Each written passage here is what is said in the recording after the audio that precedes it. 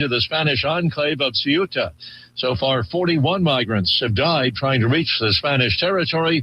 President Trump urges Europe to reverse course on migration or risk its own demise. Fresh hopes for a path to peace in the Mideast. The president's multinational board of peace announcing a deal would see Hamas disarm and Israel withdraw its forces from Gaza. Cyber attacks on more than 30 water utilities in Minnesota earlier this week. Those attacks are under investigation. And the death toll from the Japanese earthquake has risen to at least 34. The Dow down 49 points on the NASDAQ, trading 7 points higher. More details, srnnews.com.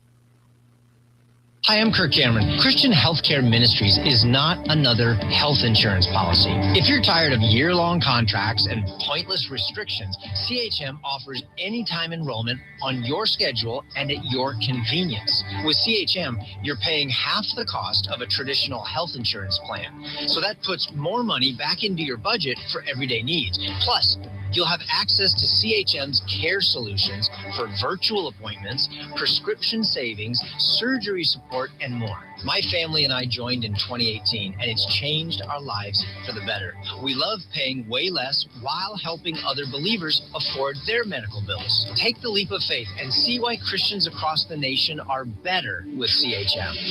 It started by calling 1-833-JOIN-CHM and use promo code WELLNESS for a 50% credit towards your first month. That's 1-833-JOIN-CHM and use promo code WELLNESS. The following program is a paid advertisement and does not necessarily represent the views, opinions, or endorsements of Signal Hill Media Partners, its affiliate stations, or its advertisers. Say what you want. Welcome to We're Just Sayin' with Senator Vickie Sawyer. Join them each week as they provide the latest updates on legislation affecting North Carolina, from breaking down key bills to answering your live call-in questions. Senator Sawyer engage in meaningful conversations on the issues that matter most to our state. No matter your political affiliation, We're Just Sayin' keeps you informed and involved in the efforts to make North Carolina a better place for everyone. Welcome to the conversation. Well, welcome to the show, everyone. I'm Senator Vickie Sawyer, excited to be back after a 2-week hiatus. I was living the high life on the Fusky Island, South Carolina, which was amazingly fun, but I did miss being with you all here and glad to be back on We're Just Saying. It was a good show. Todd did pretty good. Representative Carver did really good. Don't tell me his numbers are higher than mine. If you tell me that, okay, do not look. Because if he did better than me, then I'm going to be like, my large ego cannot handle being bruised in such a fashion. That would be horrible, Ron. You picked a good person to fill in for. Okay, all right. Well, that was good. Well, we also have someone that I think is an excellent person, and I have to admit, I'm a little nervous today. So I have a good friend, favorite lunch buddy. Okay. Fellow Senator Carl Ford here with me today. Carl, welcome to the program. Thank you, Vickie. You are welcome. So happy to be here. Senator Sawyer. Oh, come on. Yes. So this is what made me nervous. So I was doing my research on Senator Ford. I knew he had owned radio stations. So he's in the biz. I also knew that he does a daily radio show. So he's good on the radio, obviously. But I didn't realize that he has won several Golden Mike Awards. 2-time Golden Mike Award winner. Ooh. And my anxiety level went straight to the roof. That's because I got spray paint and painted the microphone. So you win it when you spray paint it. That's all it is. Okay. Well, we are with local radio legend, Senator Carl Ford, and I am so excited that you're here with me today. So you didn't find out I had Station of the Year 3 times? You had Station of the Year 3 times? That's a long time ago. That's still important. I feel picking with you. Vickie's fun to pick with, but if you go too far, you're going to get hurt. That's all I got to say. Well, when I was looking to have a guest host this week, I've thought of someone. I need someone on the show who can pick with me back, because I do have an inflated self of first of all, I mess up a lot of words, so forgive me for that. But you are welcome to. We all do that. Yeah, you're welcome to correct me at any time. I do take natural fun and ribbing very easily and wonderfully, but you're right, I will throat punch you. I'm pretty sure she told me that earlier this week. And I think my wife did too. So that's why if you're looking on the cameras on Facebook, you can see that he's just out of reach. Yeah, that's true. Yes. Hey, I was born at night, but not last night. And 3, I love the fact that Senator Ford and I can joke back and forth all the time. And it's just really good, fun-natured ribbing and just good. It just makes it fun. Right. It makes our service fun. Don't you think a little bit, Carl? Yes. Or you pretend to joke with me? You have to pick and cut up and Raleigh. You have to laugh to keep from crying sometimes. That's right. That's right. Hey, speaking of crying sometimes, you heard some crying this week, didn't you? At the General Assembly? Well, the Democrats cry quite often when we do things that they say we're killing their democracy, which we don't live in a democracy, so I'm glad we're killing it because we live in a republic. But they just go crazy when you're taking away our voting rights. No, we're trying to let everyone that's a legal citizen have their vote, their one vote. Usually when people are against what we're doing, it's because they like to lie, cheat, and steal. So, that's all it is. We are going to get into this election bill thing because Carl's got a great story to share with our listening audience, especially because some of my favorite Carl Ford moments that I want to share on the radio station. Now, Carl, you are... you served in the legislature longer than me because you were in that dastardly House for a couple of years, right? Yeah, 6 years in the House. 6 years in the House. Yeah. And before that, you were also locally elected to County Commission in Rowan. And you were the chair as well, right? Yes. Oh, yes. You've been through it. That was fun. Not. Sometimes it was fun. Not. You know, we got sued when I was a county commissioner because these people wanted to tell us how to pray before meetings. Oh. And so they didn't sue us until I got off the board. And then my name was all in the lawsuit, went to the U.S. Supreme Court where we won by proxy because of the decision in Greece, New York, where they told them they could pray how they wanted. So, really? Yeah, we never stopped praying. And we had 5 county commissioners at the time, and there was 3 Republicans, 2 Democrats. And we took turns, and you could pray or not, and you could pray how you wanted. It's called freedom of speech. So everybody prayed in Jesus' name. And they said that offended some people. Well, the 3 people on the lawsuit were never at a commission meeting. Really? Never attended one, but they were in the lawsuit. One was a Lutheran, one was a Muslim, and one was an atheist. Huh. And it offended them. How did it offend them? They weren't there. Especially the Lutheran. Yeah, I don't know. It was strange. So wait a minute. So the only radio station 3 times award winner for 3 years and Golden Mike. You've also had your name at the U.S. Supreme Court. Yes. I'm just going to give you the show now. I can't compete. I can't even compete. Like, what are we doing here? Like, there goes your numbers. There goes my numbers. It's over. It's all over. Vickie's the best. Look, Iredell, and unfortunately part of Mecklenburg, has one of the best. Hey, she's definitely the best senator in Mecklenburg County, without a doubt. And there's a bunch of them there. And she's the best one in Iredell, too. But yeah, she's good. She represents the people well. Thank you. I before this new redraw, I actually represented Yadkin County. Yep. I missed them so. I'll bet you did. Because I think I've told everyone on the radio station before. So I have all of Iredell, and then I represent North Mac, which is basically town of Davidson and town of Cornelius. They are about 15% by population of my district, but they're about 150% of my problems. I can see that. It's just like, good Lord, everything. Billy said for a while, we just need to build a wall, right? Just build a wall. I wanted to build a wall across the border of North Carolina to keep Yankees out. Is that okay? Yeah. I don't know. That depends on your definition of a Yankee, because, my mom's from Michigan. My dad's from Davidson County. Well, some of us think everything north of Greensboro is a Yankee. Right, I-40. That's what my husband thinks. Yeah. That's my husband's Mason-Dixon line is north of I-40. I agree. But with one of my favorite Carl Ford moments is, so if you serve in the Senate, you're allowed to talk on the floor, but it's not encouraged. And I think Carl and I really adhere to that, because you'll very rarely hear either one of us speak on the floor unless we're carrying a bill or something that, we're directed to, or honoring someone at home. Yes. And Carl's really eloquent when he does that. But we were in this abortion debate.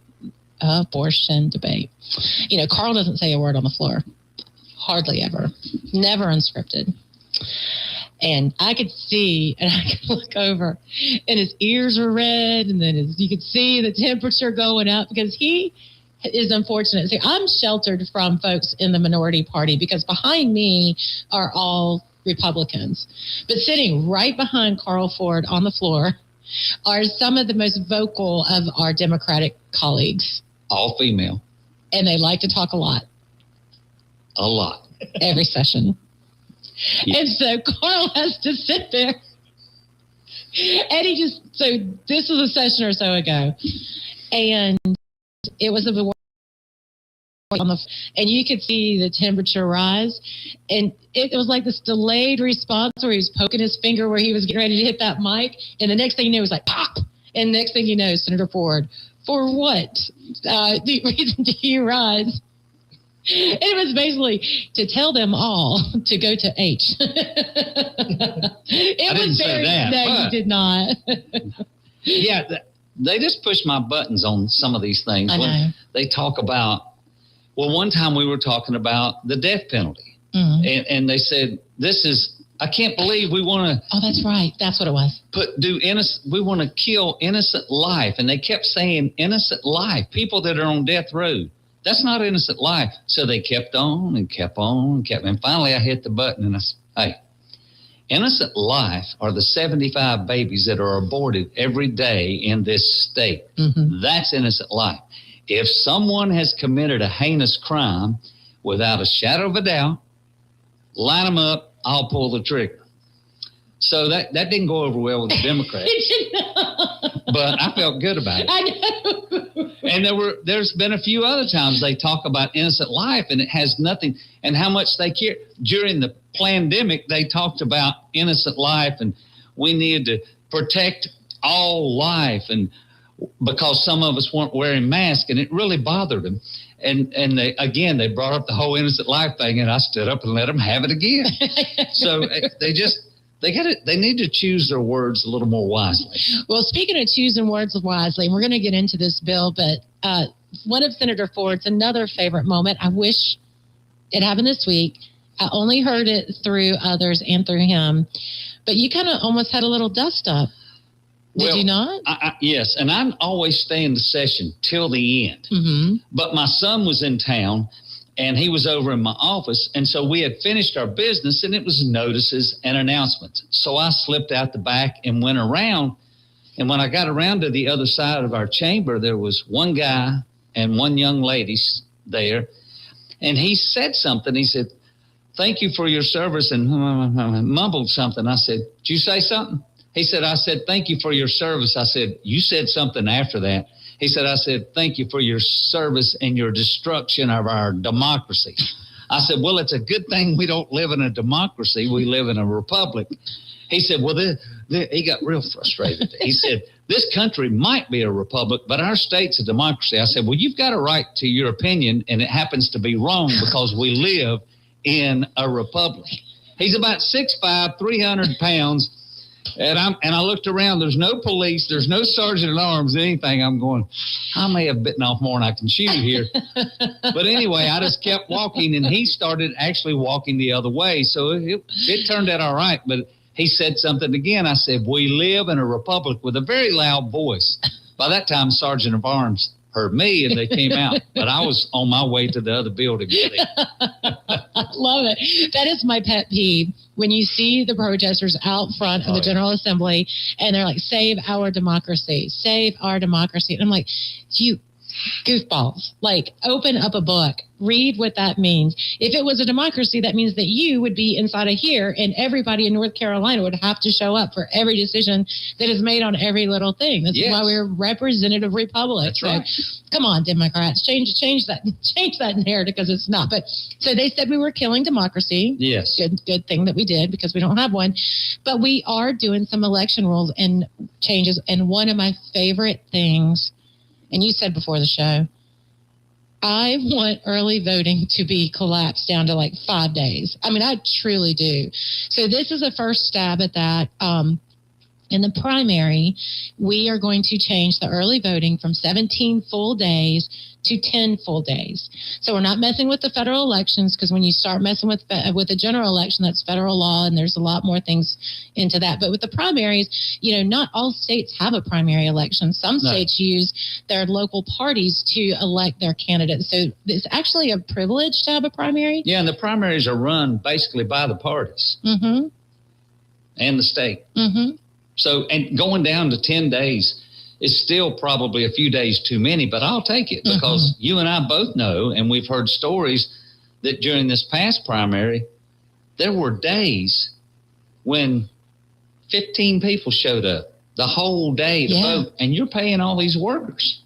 Yeah, and a lot of those workers are, folks who've been doing it for a long time and just do it part-time, and they're older. Yes. And so it's a slog of a day from 7 a.m. to 7 p.m., 17 days a week. I'm all for it. I would like to change it all. In fact, quite frankly, I'd like to go back to election day. That wouldn't bother me. I got to where I like early voting, because I obviously early vote.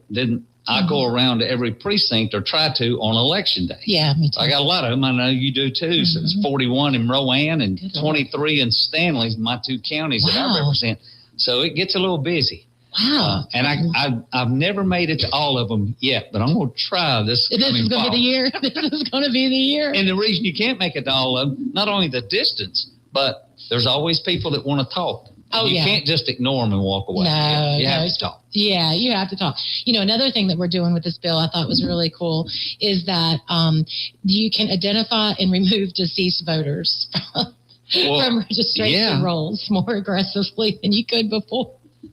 Shouldn't that be right? I mean, look, my dad passed away in January. He's still getting stuff in the mail about voting. Really? Yes. Ugh. Yeah, they need to clean up their... And he hadn't voted in a couple of years, although I could have voted absentee for him, but I didn't, because it would have been me voting, not him, because he had dementia. So, but he's still getting things in the mail. And I've heard of people, we had a lady one time that took a TV station around with her in Rowan. This was in, this is way back. This was in 2012. But she voted, and she documented it all so she wouldn't go to prison. She voted early for herself, early for her mother, who was deceased, on election day for herself, and on election day for her mother. So she voted 4 times. Wow. And documented it all with a TV station out of Charlotte. And, boy, that was interesting for a while. It got pretty hot and heavy. She could have gotten in a lot more trouble, but she said while she was doing it, and they revoked all of her votes, which she said, I'm fine if we're learning something from this. Wow, that was pretty... She could have gone to jail. Yes. Yeah, well, thank goodness she documented that. Another change that we're doing, I think it's a really good thing, is this past primary, we had a lot of... Basically, there was a lot of retired educators who were lifelong Democrats who flipped their registration 90 days before the filing period, going from Democrat to Republican in heavily Republican areas, just to kind of trick the voters to get through the primary. And that didn't work. I don't think any of them got elected. They did cause some trouble, right? So now this new election law will change that you must be registered in your party for 1 year before the filing, so you can't do a party switch. I like it. Right. I just... Boy, I'm going to make some people mad here. Oh, I'm ready. I'm all in. I wished our primaries would go back to being closed. And at that time, when it was changed to open to independents to vote, whichever party they want, they can walk in and say, I believe I'll take a Republican ballot today, because in this county, I'm sure, and I know in my county, the Democrats don't have primaries because hardly anybody's running. So the bunch of them, they actually advertise in our local newspaper, switch to unaffiliated so you can vote in the Republican primary, so they can vote for the weaker candidates. Yeah. And it's been a problem. So I wish we would go back to closed primaries. I know a lot of people don't like that. The unaffiliated's out-register and outnumber all of us. I understand that. But if you're voting in a Republican primary, I think you need to be a Republican. In a Democrat primary, I think you need to be a Democrat. Yeah. And now you also serve and very active on the Central Committee for the North Carolina GOP. So I know this is a conversation that It's comes now up. called the Operating Committee after the POO. We call it the Plan of Organization, Party Plan of Organization. They call it the POO. But yeah, it's the Operating Committee now. The Operating Committee? Oh my gosh, ridiculous. So it's a problem. So one thing about Senator Ford is this. He shows up for everything. Like, we have these things called skeletal sessions. So we as the body are not there, but by law, we have to check in and check out. And you will preside and be the presiding officer over those skeletal sessions. Unless the lieutenant governor comes. And this one comes quite often. I know we were bashing Democrats, but she has been actually really good. I mean, she shows up to every session. She sticks to the rules. And she sticks to the rules. And she sides with us because last year, and I think I've told you this, I told a bunch of people, last year, one day, because she's never late, one day we were waiting to start session, and the Democrats behind me were fussing, what are we waiting for? I said, we're waiting for your lieutenant governor. They said, no, that's your lieutenant governor, because they don't like her because she sides with us. Well, she's just siding with the rules. Right. She's just being fair and honest. Right. Which is kind of refreshing. Yeah. Well, the way the rules are written is it always, although she's the Senate leader, it always goes back to the rules chairman, and then it has to be overturned. We can override, yeah. And we have a veto. So, like, she's just probably being politically savvy and realizing that where's the win? I'm sure her daddy, which her name is Rachel Hunt. Her daddy was Jim Hunt. I'm sure her daddy told her, don't make these people mad and work with them because you might need them one day. You may not want them for you, but you don't want them against you. And that's what she's doing. Yeah, she really is, which is pretty smart. Kind of like the Beth Wood mold a little bit, too. She was very similar to that in that regard. Former state auditor Beth Wood, who was on the Democratic Party, and now, of course, we have Auditor Bullock. Now, you want to know, so after we were killing the democracy, we also got accused of weaponizing the courts for witch hunts. Oh, my goodness. That was a good one, too, right? Well, so, okay, Carl and I think, are on the same wavelength on this thing. There are a lot of lawyers who are legislators, and I oftentimes wonder, like, aren't they always voting on things that they would see in front of them? Like, they're lawyers, right? They defend or challenge the law, and they're writing the law, so shouldn't they have like a conflict of interest on everything? But they don't. They've got it written very quite frankly, where they don't have to. They don't have to. And you know what? We do need the professional expertise, and we joke back and forth about lawyers, but it's always the lawyers get really anxious when there's an agency bill around the anything that has to do with the clerk of courts. And one of the things that had happened is many years back when Democrats were in charge, anytime that there was an elections challenge, then the challenge could, and you wanted to appeal that decision, then it would stay in your home county. Well, the Democrats actually changed it back in the 90s, I think, to where every time you would do that, it would go to Wake County. Well, as Wake County increasingly becomes more and more urban, and it doesn't really... I was going to say crazy, but okay. Urban works. Speaking of crazy, did you see that woman, or that man, I mean, that person who's the teacher in Wake County, that Representative Aaron Parade's going after, keeps wearing dresses and stuff in the classroom, and that's just been a mess. Anyways, Wake County is getting radicalized, but also the expense of finding an attorney in Wake County, like everything. So what we're doing is this part of this bill says that, look, we're going to just undo that. That was just political retribution back in the day. The state's too big. Let's just move anytime you have election challenges back to their home county, which I think is really fair, and it makes a lot of sense. Yeah. I mean, I don't really have a relationship with an attorney in Wake County that I know, but I have plenty here. So if I were involved in an elections challenge, I would want to, you know what I mean? I'd be comfortable. I'd want it to be in my home county too. Yeah. But would the judge hear it? Because a lot of times judges won't hear things from other elected officials. They'll want to move it somewhere, but they get to choose where, and it won't be Wake. I mean, when I first went in the legislature a long time ago in the House, Wake County had a Republican commissioner, but the whole board was controlled by Republicans. The school board was Republican. The mayor of Raleigh was Republican. Wow. Half of the representatives and senators were Republican. Now, the only Republican up there is Aaron Parade. That's it.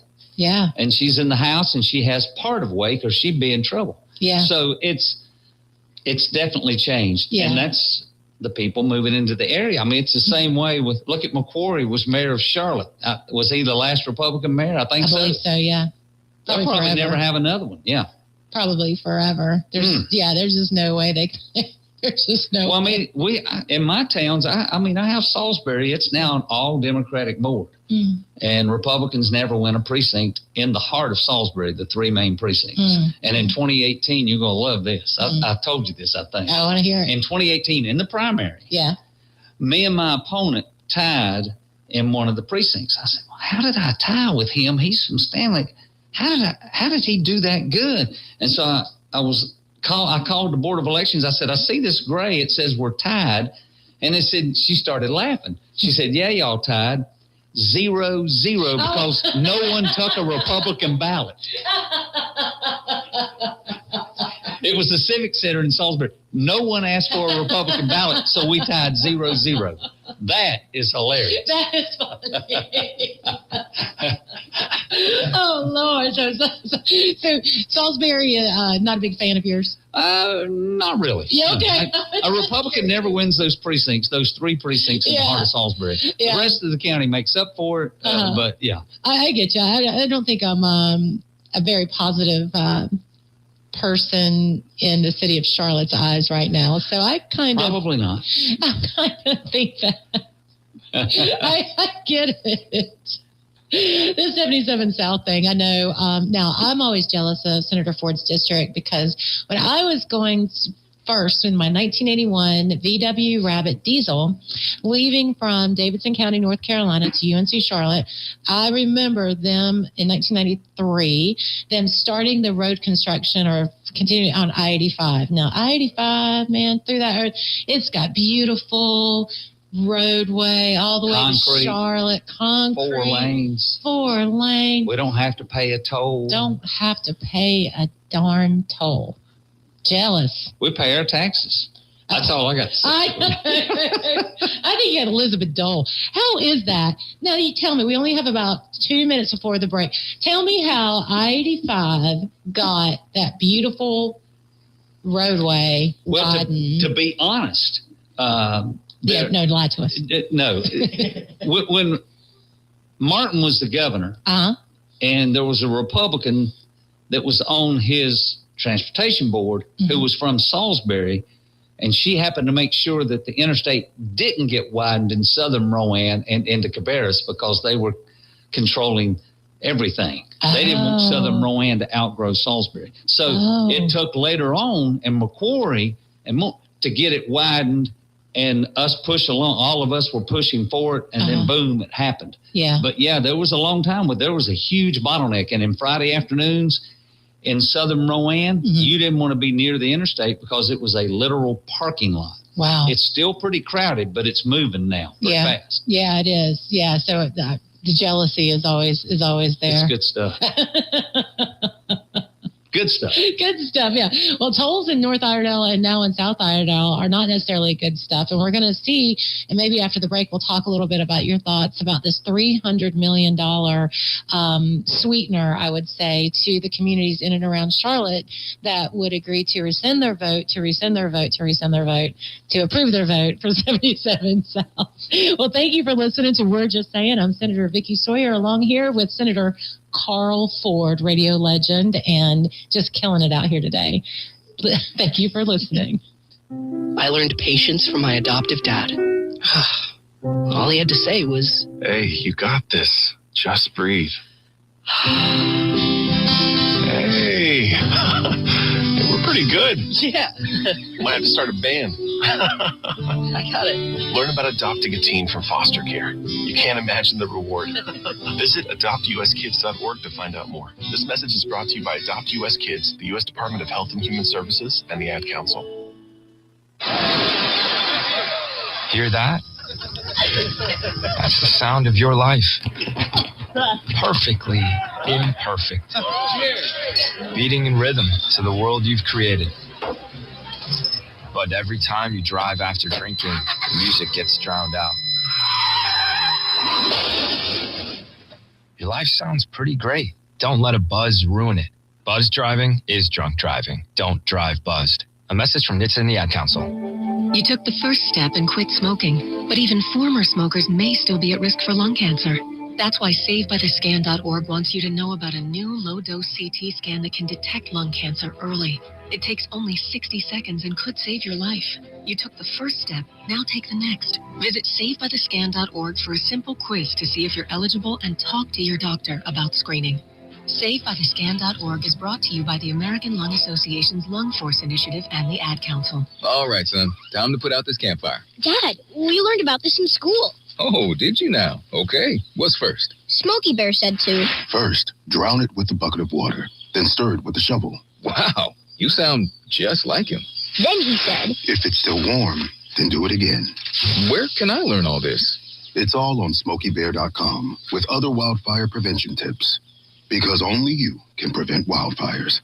Brought to you by the USDA Forest Service, your state forester, and the Ad Council.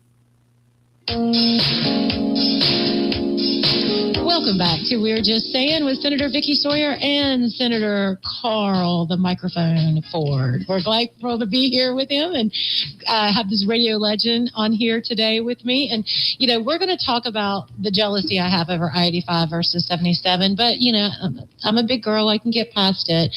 But, you know, there has been a lot in the news lately about 77 South tolls. And I know that transportation is near and dear to your heart. Guys, if you haven't been to Senator Ford's district and seen the North Carolina Transportation Museum, you've got to go, especially if you have little kids. Oh, yeah. I mean, it's great for everyone. And everybody thinks, because a lot of people say it's the train museum. I said, well, yeah, there's trains there, and that's what it was for Southern Railroad. But there's tons of stuff from the original truck that delivered cheer wine. That's right. To the buildings are so big that there is a Piedmont jet in one of the buildings because Piedmont Airlines was big in our area. Yeah, it was. And they have a piece, they have a replica of the Wright Flyer, and there's a piece there from the original one they have. I didn't know that. Yeah, so there's a ton of stuff.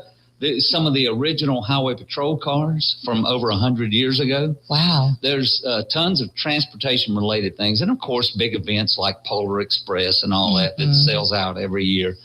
And I had to take my grandchildren to that a couple of years ago. I'd rather have root canal. But anyway, it was I love them. I just didn't want to be there. Not because of their grandkids, but because of all the other people. Right. Everybody, but not Carl, but everybody in their pajamas. Oh, you didn't do your pajamas? No.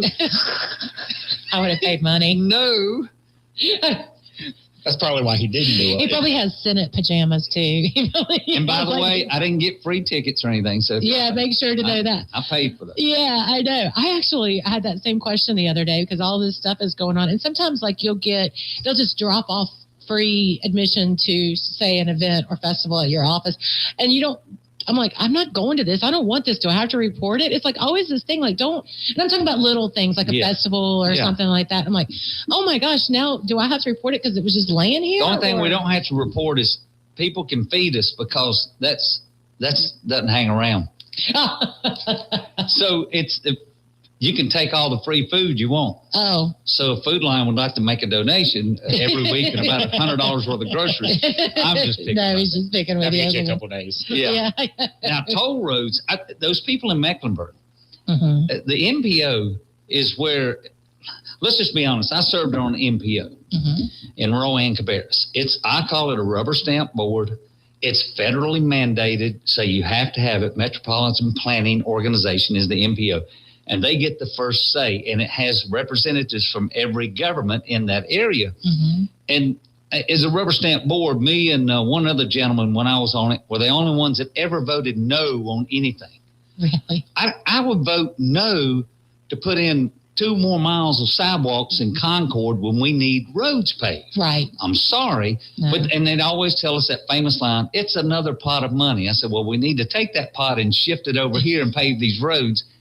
I don't care about sidewalks to nowhere. Right. And that's what it was. But this MPO board has made some mistakes, and then the elected officials in Mecklenburg County have made some mistakes, and they need to straighten it out. They can do whatever they want. Right.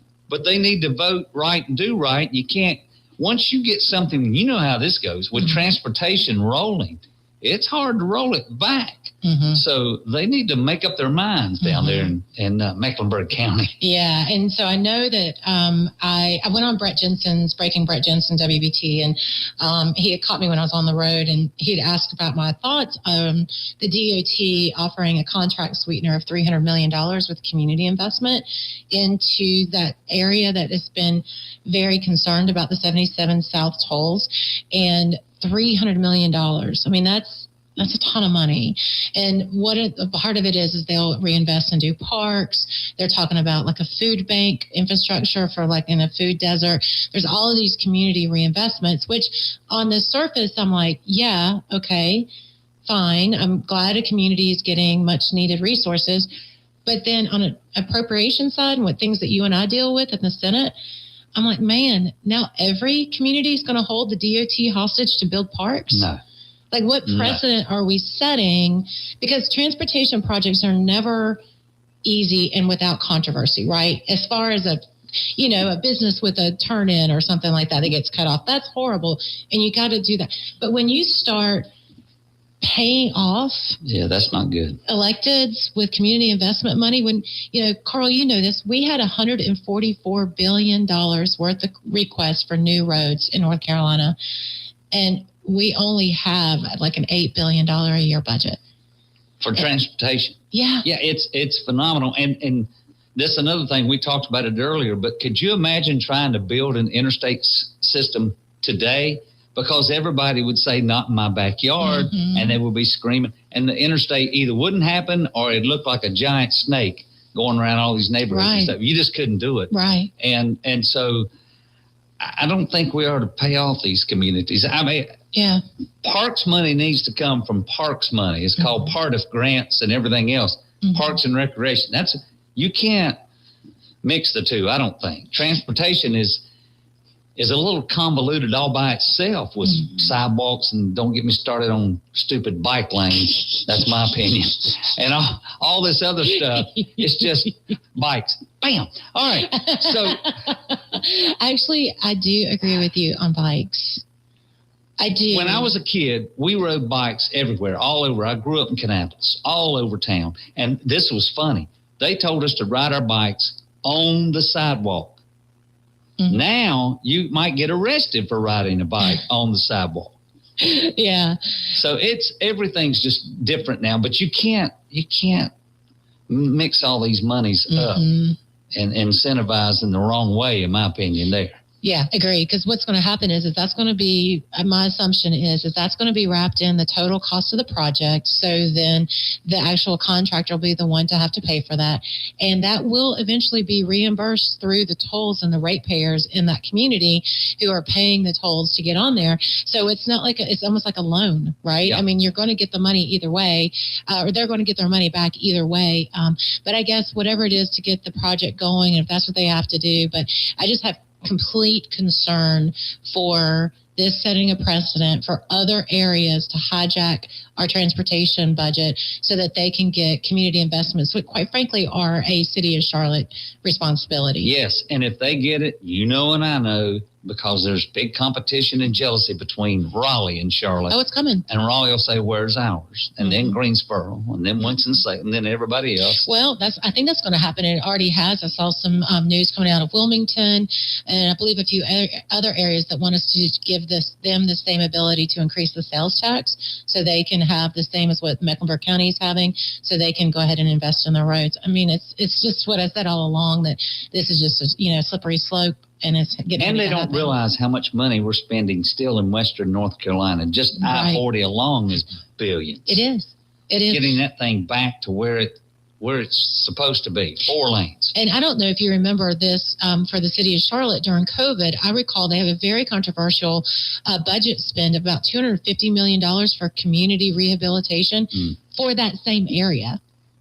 for that same area. So where did that money go? I need to look. I shouldn't have said that on the radio unless I knew the answer to that. But where did all that money go? Because I remember them like begging for all this other stuff, but then they drew down that money for that investment, and there's no difference or discernible change in that community. Put Dave Bolick on it. He'll find out where I know. Well, he opened a new office in Charlotte. Don't Yes. you know? Yeah. Yes. Yeah. So he's got some time on his hands out down there. So. We made him downsize the size of that office in Gen Gov, but that's another story for another day.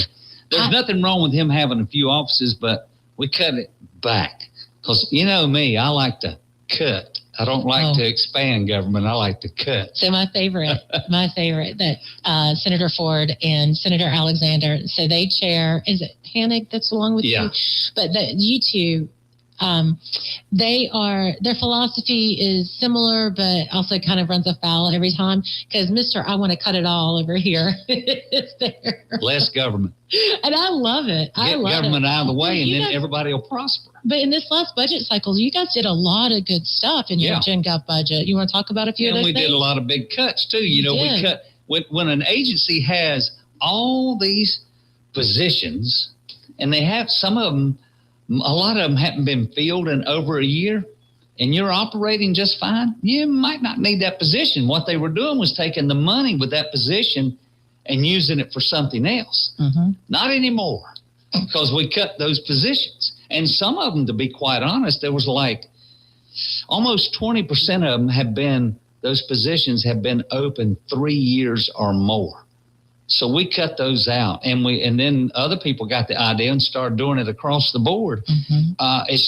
It's ridiculous what they were doing. Now, some of them were using it to give other employees raises and things, and you're going, okay, but that can cause problems too. Mm-hmm. But yeah, we cut out a lot of those. We cut out some other waste, and we're making sure that our fire departments across the state are being treated right and well, because let's be honest, the days of volunteerism is almost over. Correct. For several reasons. Back in the day when I grew up, everybody worked at the cotton mill, and whoever owned the cotton mill would let the employees be volunteer firemen. They could take off in the middle of a shift and go fight a fire. Mm-hmm. You don't have that now.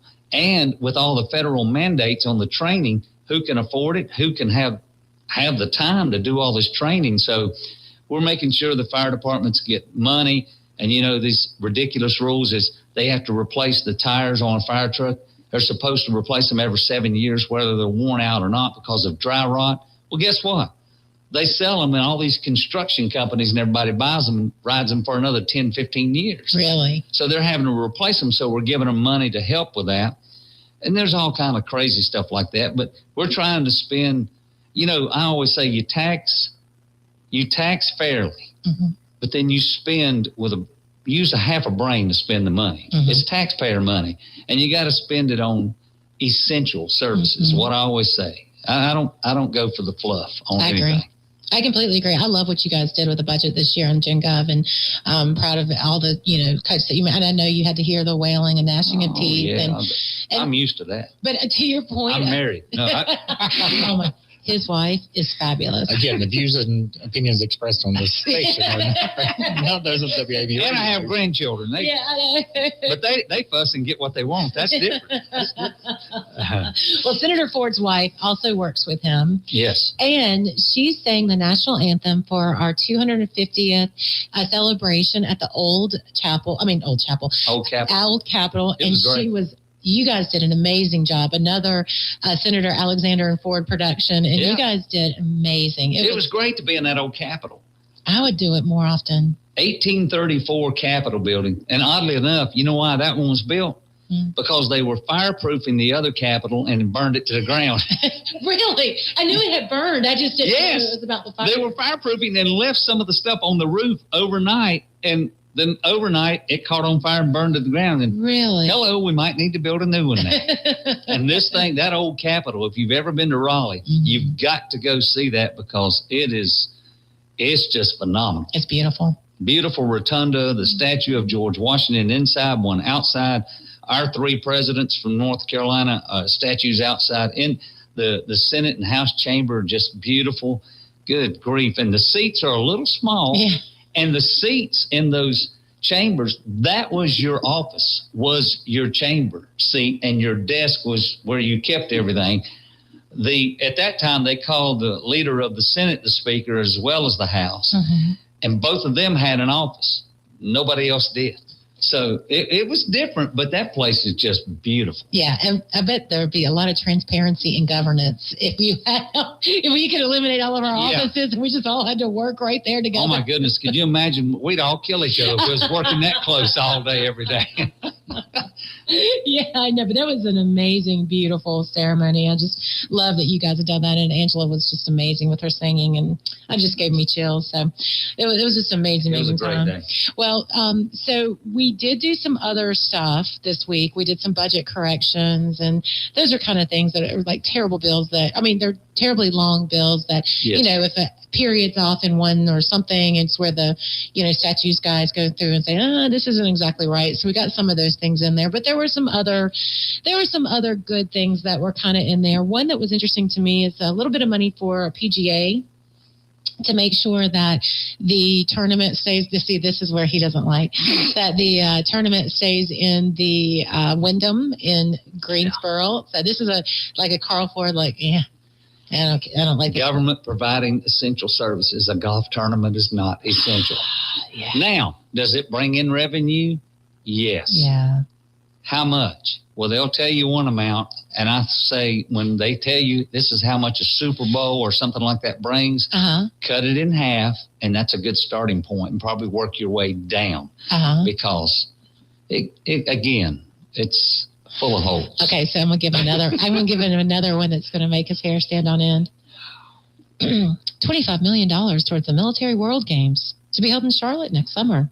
I love the military, but again, that's not essential services. I love the military. I know you do. But the World Games, come on. Take them down to Fort Bragg and let them shoot it out, knock it out, whatever you want to do. I'll come and watch. But it's crazy stuff. I know I'm a dinosaur, and I go back to it's just essential services. Yeah. When I served on the county commission, it was during that bad economy.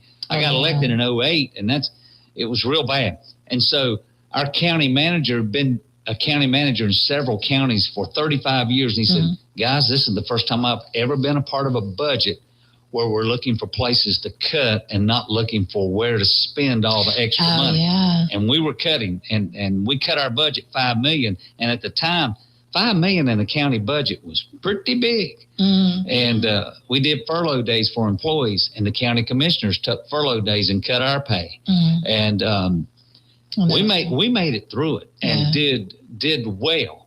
And then it was odd that even during that time, our sales tax revenue continued to increase.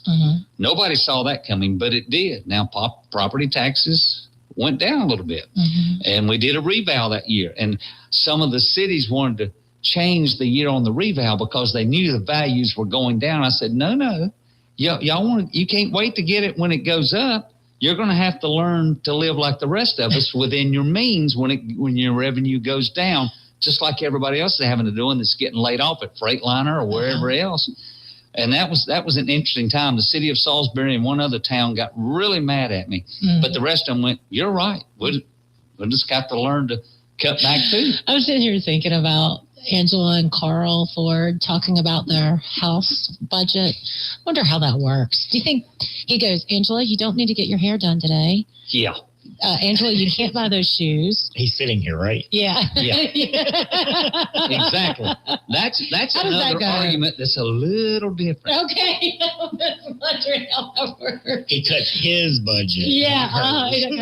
Well, there you go. See, he's got it figured out. So Carl and I, when we first started serving together, he was very instrumental in helping me with something that I talked about on this show way too much, but was my forever and still kind of battle-wounded fight against the North Carolina High School Athletic Association during COVID. That's a communist outfit right there. They are useless. $42 million in the bank, more than any other athletic association in the country, including Texas. Think about that, please. And hiding the money. Oh, we're giving scholarships. What? $15,000 out of $42 million? Yes. Hurt yourself. and charging these schools the endowment game. We were fussing about the endowment game where half of the money had to go to them at every endowment game across the state. So when we brought it to their attention and told them off a little bit about it, guess what they did? They did away with the endowment game. Instead of letting the schools keep most of the money, we'll just do away with it. Q Tucker's getting ready to resign or retire. Thank God. Maybe it'll get better. I doubt it. And we also were hitting them up on that money, and what they do? They filed and went nonprofit so they could hide the money from us. 20 mil. Yes. They sure did. It's a rotten outfit. So you, though, are not just a casual observer looking in. Your radio stations, and we should talk about that, you still have active radio stations, and part of your programming is you have to pay football to do high school football. Well, in those playoff games, they wanted to stick it to you. And God help, if anybody wanted to do video, then they really wanted to stick it to you. So everybody cut that out because they wanted to control it all, and they wanted to control all the money. It's just a non-governmental organization that has too much control, and we tried to rein it in. We've done some things, but still, it probably shouldn't even exist, or it should exist under a different form somehow, some way, with the schools being more involved. Well, and so for me, you're exactly right. And for me, it's that the board is currently made up of superintendents that have a lot going on. And sometimes superintendent's position is not necessarily athletics focused. And I feel like they should open up the membership to the board, to coaches, to outside entities, and to really recruit some folks who are sports focused and minded to be on that board instead of just really overworked, busy, superintendents who necessarily aren't focused on athletics. I feel like that a board could be more empowered to make some better decisions. Maybe with this new change in leadership, that will help a little bit. I hope so, because high school athletics is in my area, and I assume here, has started to go down. High school football used to go every Friday night and see 5,000 people at a bag game, 8, 10, 12,000 people at the big rivalry games like Kannapolis Concord in my area. It's not like that anymore, and they wonder why, and it's a lot of things. You're charging too much to get in. It's just a family of 4 can't do it. And the price of everything has gone up. You used to have a band with 150, 200 members in it. Now you've got a band with 25 or 30 members in it. So all those parents and grandparents aren't coming. There's just a lot of things that's happened. And high school sports, I'm afraid we're on the verge, even in our smaller areas, of being like Charlotte, where only the parents attend and that's it. It's no longer that big community event like it used to be. Now, I know it still is in Kannapolis a little bit, Mooresville, Statesville. It's but it's just not the same. And this organization should be helping that, not hindering. Correct. I completely agree. Now, moving forward, I saw this in the news, and it kind of made me very concerned because I'm allergic to bees. Did you know that there's an invasive hornet? This yellow-legged hornet has been found in Monroe, so Senator Johnson need to watch out. It's native to Southeast Asia. It's a yellow-legged. It first appeared in South Carolina in 2023, and it specifically preys on honeybees. And it is nasty. It was first reported in Union County, and a homeowner noticed it around its hummingbird feeder. And a follow-up survey found more of those hornets in the area. And these things are just terrible. Just terrible. Kill them all. They sell this spray that'll shoot 20 feet because that's about as close as I want to get. But if I see any, I'm good. Hey, one time in the woods years ago, in the winter, looked up and there's this big hornet's nest. So we shot it down with a shotgun, knowing even the ones that were still alive couldn't really move in that cold air, and then filled them up with that spray. That's the way you handle hornets. There you go. He's talking smack about NCHSAA. He's committed to committing murder against bees. Against murder hornets. Isn't that what they are? We get all kinds of stuff. Anytime I think of hornets, I think of, what is it, My Girl? Was that the movie? Oh, with Thomas J. I have no idea what you're talking about there. It's an old school movie. Thomas J. doesn't do too well with the Hornets. I get him, but they were definitely murderous Hornets. I know the Green Hornet, and not the movie that was out years ago. The TV show in the 60s when I was a little tiny kid. We loved Green Hornet and Batman. Yeah. So. Well, on the other side of the state, though, so we're fighting these murderous Hornets in Union County. But on the other side of the state, in the town of Boone, they just recently released 5,000 weevils on the Boone Greenway. Why? To combat an invasive plant. These are tiny beetles. It's called a weed eater. It'll kill it. Yeah, but remember, we passed a rule that you can't mow in. It's ridiculous. That was a ridiculous rule, too. Thank you, Senator Raven. But let's don't kill the bees. And then reintroducing the elk, and now if you hit that with your car, that car's gone. Yeah, I didn't realize that we can now do elk hunting in North Carolina. Yes. That you can get just a few tags. Yeah. Yeah. I didn't realize we even had elk in North Carolina. Well, they reintroduced them like we did coyotes, and now we've got open season on coyotes year round, and they've become a problem in my area. And I've seen 3, all of them early in the morning. I either couldn't get to my weapon fast enough, or one time I could, but if I shot, I may or may not have hit somebody's car or something, so I let it go. Oh, well. Well, okay, so apparently we're going to find out, these weevils, they only breed and live and feed on a mile-a-minute weed. It's called a mile-a-minute weed, which is an invasive plant that can grow up to 6 inches a day. But if those weevils act like possums, they won't be around long, because possums, for some reason, like to live in the middle of the road. Why did the possum cross the road? I don't know. He didn't make it. They never make it. They never made it. Possum wears that ball cap, says no fear. They have. Well, I did want to we got about 4 minutes left. I did want to close up the show, because you and I both are really big supporters of Michael Whatley for the U.S. Senate. Yes. And you had mentioned that I believe he's going to be in your area tomorrow, correct? In the morning in China Grove at 8 a.m., and he'll be at the China Grove Family House restaurant. It's our we have a Republican breakfast first Saturday in every month. We skipped July because it was July 4th, and we were all a little busy with a big parade, but he'll be there in the morning along with Zach Allman and other folks from the state party. So that's in the morning at 8 o'clock at China Grove Family House on Main Street, downtown China Grove. Great. Yeah. Make sure to go. And then, if you are curious about Michael Whatley, take a moment to go meet him, because he is incredibly impressive. One of the hardest. We didn't even talk about that. Can we talk about it? Go ahead. He's also the hardest working person, but he is patient zero when it comes to this epidemic that has infiltrated the entire Republican male group in North Carolina and probably across the world. And what is that, Carl? The thumbs up. Oh, God. Vickie loves it. No, I do not. Vickie has a bronze statue of a thumb on her desk in Raleigh because she was presented that in caucus because of her love for the thumbs up. If she doesn't, she's about to. Yeah. Yes. I actually have a picture where I had Michael Whatley, and I think I shared it with you guys, or maybe I didn't. So Michael Whatley was out here for the July 4th events, and I said, Michael, will you take a picture with me? But can you do the thumb like this? And so I have a thumb like me and Michael have a thumb like that.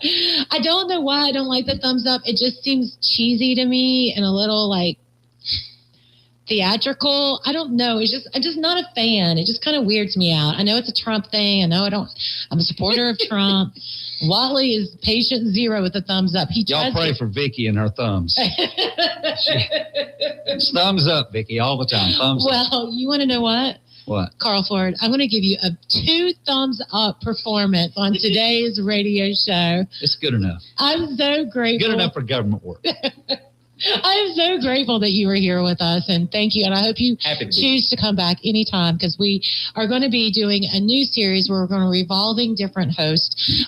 So next week, we're going to have from the DOT board, Stephen Rosenberg. Oh. And then the following week, we are going to have Brett Jensen from WBT Radio, and he has the Breaking Brett Jensen. Sorry for this is your competition, but we're going to have that because I want to hear from a reporter about what it's like to report about us elected. So we're going to do a new continual series, and I hope you can come back to the show. So thank you so much, Senator Ford, for being here. Thank you for the invite. Glad to be here. And thank you all. They're talk radio. They're not competition. Okay. Well, thank you all for listening to We're Just Saying, and I hope you have a wonderful week. Say what you want. Thank you for tuning in to We're Just Saying with Senator Vickie Sawyer. We appreciate your time and input as we discuss the issues shaping North Carolina. Stay informed, stay engaged, and we look forward to having you join us again next week for more updates and insightful conversations. Take care and keep participating in the conversation. Real is 550 AM WAME, 92.9 W225BD, Statesville. WAME and Bunce Johnson Funeral Home are proud to present our national anthem, Bunce Johnson, where every detail matters. Call them at 704-873-7223 or stop by their location at 705 Davie Avenue, Statesville for your personalized experience. Oh, say, can you see by the dawn's early light what so proudly we hailed at the twilight's last gleaming, whose broad stripes and bright stars through the perilous fight o'er the ramparts we watched were so gallantly streaming, and the rocket's red glare, the bombs bursting in air, gave proof through the night that our flag was still there. Oh, say does that star-spangled banner yet wave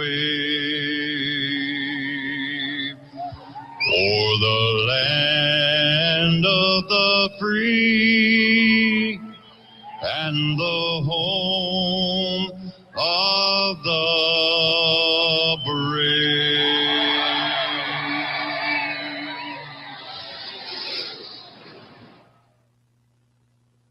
When your celebration of life is prepared, it becomes a gift to your family later. No one should have to pay for a loss when they're experiencing one. Paying in advance protects your loved ones and gives you the peace of mind you deserve. Let us help you plan every detail with professionalism and compassion.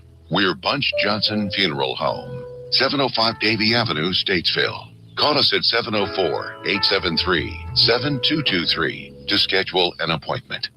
Real Country is 550 AM WAME, 92.9 W225BD, Statesville.